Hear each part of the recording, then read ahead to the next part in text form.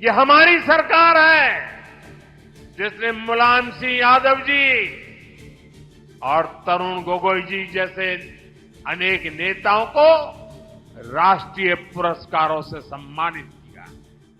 कि आजादी के बाद भारत में हुए हर अच्छे काम को कैसे एक ही परिवार से जोड़ने की प्रवृत्ति पनपी, किताबें हो, सरकारी योजनाएं हो,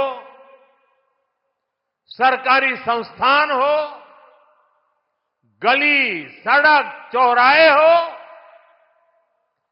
एक ही परिवार का गौरवगान,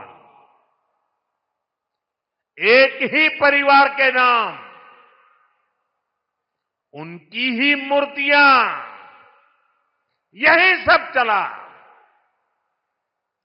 भाजपा ने देश को एक परिवार की बंधक बनी इस पुरानी प्रवृत्ति से भी बाहर निकाला है।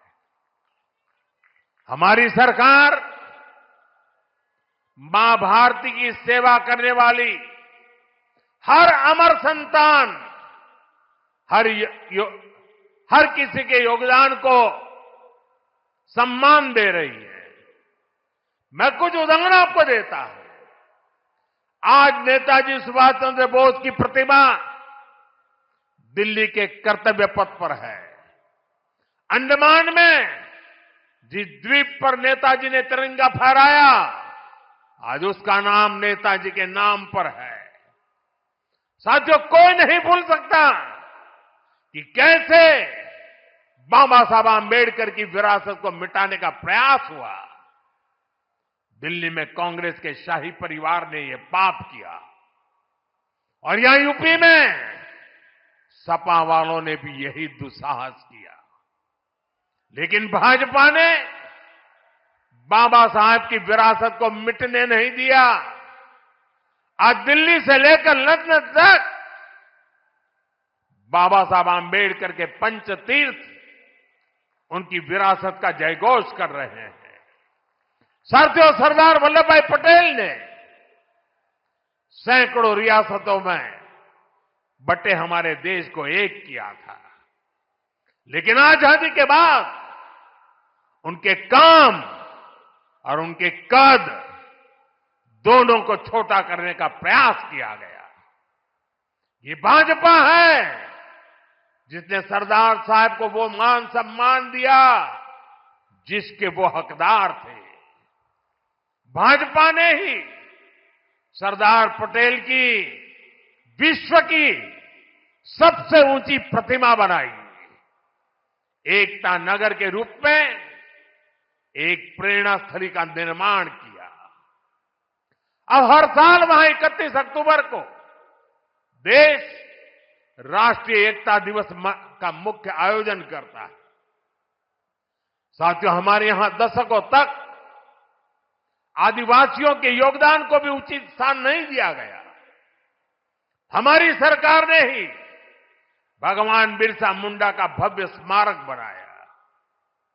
अभी कुछ सप्ताह पहले ही छत्तीसगढ़ में शहीद वीर नारायण सिंह आदिवासी म्यूजियम का लोकार्पण हुआ है। साथियों, देश भर में ऐसे अनेक उदाहरण हैं। यही उत्तर प्रदेश में ही देखें तो महाराजा सुहेलदेव का स्मारक तब बना जब भाजपा सरकार बनी।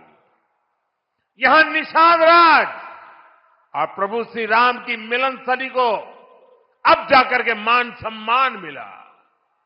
राजा महेंद्र प्रताप सिंह से लेकर चौरी चौरा के शहीदों तक मां भारती के सपूतों के योगदान को भाजपा सरकार ने ही पूरी श्रद्धा और विनम्रता से याद किया। साथियों, परिवारवाद की राजनीति की एक विशिष्ट पहचान होती है। यह असुरक्षा से भरी हुई होती है।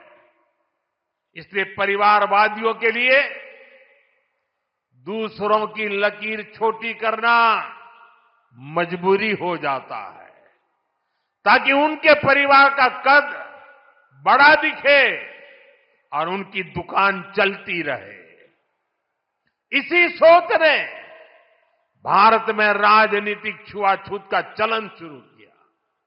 आप सोचिए, आजाद भारत में अनेक प्रधानमंत्री हुए,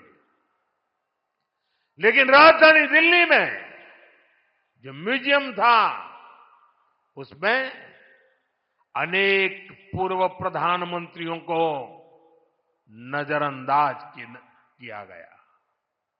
इस स्थिति को भी भाजपा ने, एनडीए ने ही बदला है।